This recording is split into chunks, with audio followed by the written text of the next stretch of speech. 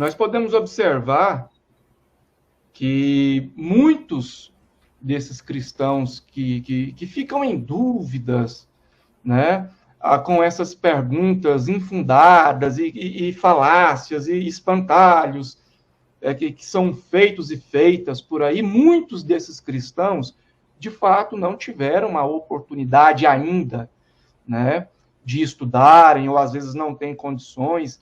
Porém, no entanto, infelizmente, nós também não podemos ser hipócritas. Muitos desses cristãos que ficam enrolados aí e passam dificuldades com perguntas supérfluas, perguntas que, enfim, não vou adjetivar.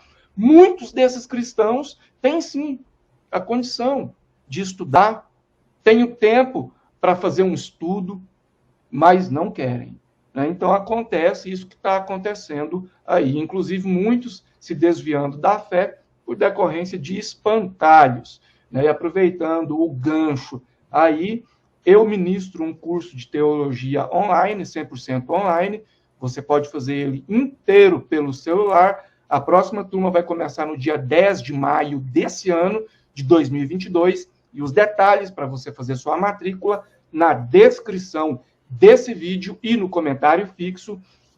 E o professor Carlos Rosa fez uma pergunta da seguinte forma: por que dizem que temos livre-arbítrio, se só existem duas opções? Ou seja, seguir a Deus e ir para o céu, ou desobedecer a Deus e ir para o inferno. Onde está o livre-arbítrio nisso, pelo amor de Deus? Então, o professor Sérgio Monteiro vai responder aí essa pergunta. Eu quero deixar só uma pequena observação aqui, tá bom? Eu entendo que somente Deus tem livre-arbítrio, é Deus que pode arbitrar, é Ele que tem autoridade para arbitrar o que é bom, o que é ruim, o que é certo, o que é errado, etc. Então, Ele arbitrou. A nós cabe a livre escolha, certo? Então, nós somos livres para escolhermos, mas nós não somos livres das consequências. Tal como é um jogo de futebol, é proibido você fazer uma falta que quebra a perna do seu adversário, mas o juiz não tem como te impedir ali a todo momento. Então, se condicional, você quiser fazer uma falta assim, você tem a escolha de fazer, mas o árbitro, aquele que tem autoridade para arbitrar, ele vai te punir.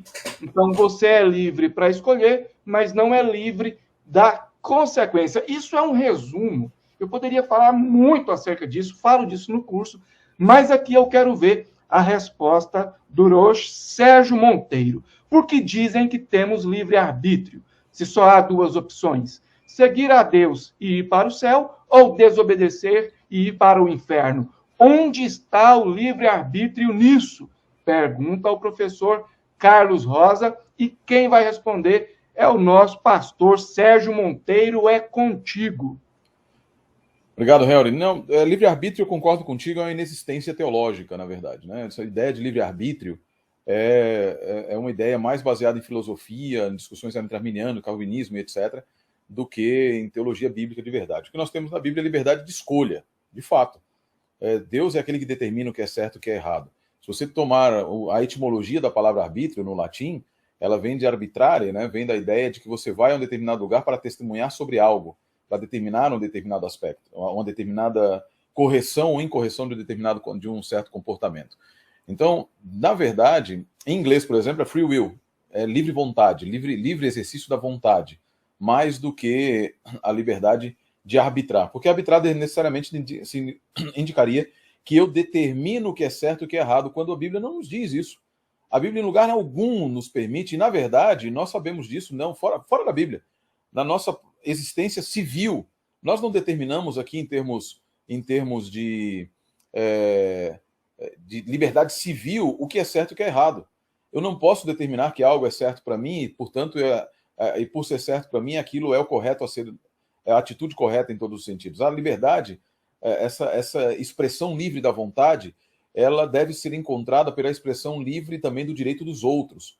Como são várias vontades que se chocam, a partir do momento que várias vontades se chocam, a minha liberdade, ela é, em termos, eu não estou falando nem do âmbito teológico, divino, não. No âmbito humano, a nossa liberdade jamais é absoluta.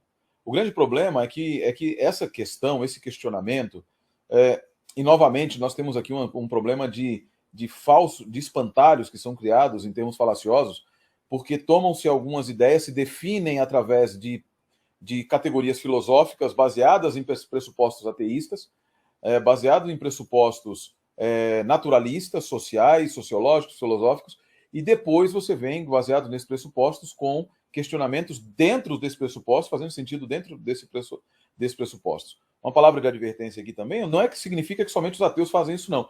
Muitos cristãos também fazem exatamente da mesma forma. Criam categorias de perguntas que são apenas válidas na pressuposição de que Deus já existe. Certos argumentos para a existência divina são baseados na pressuposição da existência divina.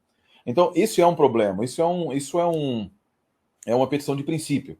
No caso dessa pergunta especificamente, eu tenho um vídeo no meu canal em que eu falo, e eu prego em todos os lugares, nós não temos livre-arbítrio. Não existe livre-arbítrio. O que existe, na verdade, é liberdade de escolha. E nessa nós temos absoluta liberdade para escolher. Escolher o quê? Escolher o quê? Deus nunca disse que iria te dar a absoluta... Eu estou respondendo aqui do ponto de vista do teólogo. Deus nunca disse que daria liberdade completa e absoluta para você escolher qualquer coisa. Mas, de fato, na Bíblia nós temos sempre, em todos os momentos, uma escolha binária. Eu diria até unária. Uma escolha binária. E qual é a escolha? Deuteronômio 30, verso 15 em diante. Escolhe, pois, a vida. E olha que Deus não te disse escolhe a morte ou a vida. Eu coloco diante de vocês dois caminhos. Escolhe, pois, a vida para que vivas. E aí, por que é que Deus? As pessoas, não, mas Deus vai destruir aquele que não escolhê-lo. Não é um ato ativo de Deus a destruição das pessoas, mas eu diria que é um respeito à liberdade que a pessoa tem de escolher. Ok? Eu estou dizendo que eu vou te dar a vida. Eu sou a fonte da vida. Eu sou a existência, eu tenho a existência, eu sou a fonte da vida. Aquele que está desligado da fonte da vida necessariamente não a tem. É inexistência. Ele deixa de existir. Ele deixa de estar ele morre. E nesse momento, então, o que Deus faz para a pessoa é respeitar. Você quer viver? Deus não coloca nem a si mesmo como escolha. Vejam que coisa interessante. Embora num discurso, análise discursiva ali esteja relacionado com a própria vida oferecida por Deus, mas a escolha que Deus propõe em Deuteronômio, em toda a Bíblia, é entre vida e morte. Não é nem entre Deus e não Deus. É entre vida e morte. Você quer viver? Então escolha estar com aquele que é a fonte da vida. Deus não disse, se você não me escolher, eu vou matar você. Deus diz assim, se você não escolher a vida, você escolheu a morte. Então, essa liberdade absoluta de escolha não é liberdade de atitudes, é liberdade de destino. Eu quero o que para o meu destino? A partir do momento em que eu escolho que eu quero a liberdade, que eu quero Deus, que eu quero a vida, eu passo a viver em conformidade com essa escolha de viver a vida. A partir do momento em que eu digo eu não quero a vida, as minhas consequências, as minhas atitudes futuras, elas serão sempre associadas com a escolha de estar longe da vida. E o longe da vida é necessariamente, obrigatoriamente, consequentemente, a morte. E é por isso que haverá destruição. Por isso eu concordo contigo, sua fala inicial, de que a própria conceituação de livre-arbítrio ela leva não apenas ateus, mas também cristãos a tomarem atitudes que são contrárias àquilo que Deus quer que nós façamos. O que Deus nos dá é absoluta liberdade de escolha, mas a escolha é binária. Não é liberdade para escolher o curso das ações da nossa vida, mas liberdade para escolher se queremos vida ou morte. É só isso. E a vida e a morte aqui não é um ato de Deus no sentido de que Deus te ameaça com a morte. Deus te propõe a vida e diz que se você não tiver a vida, você necessariamente vai ter a morte. Porque existem apenas dois destinos para toda a eternidade. Ou viver, e essa é a ideia, essa é a proposta divina, ou a morte, e essa é a tristeza divina. Pois é. Às vezes as pessoas querem traçar aí um silogismo e elas acabam trocando os pés pelas mãos, né? Tal como hoje na sociedade. Eu tenho a liberdade de ir ali na rua e cometer um delito, algo assim, mas eu não sou livre para fugir das consequências.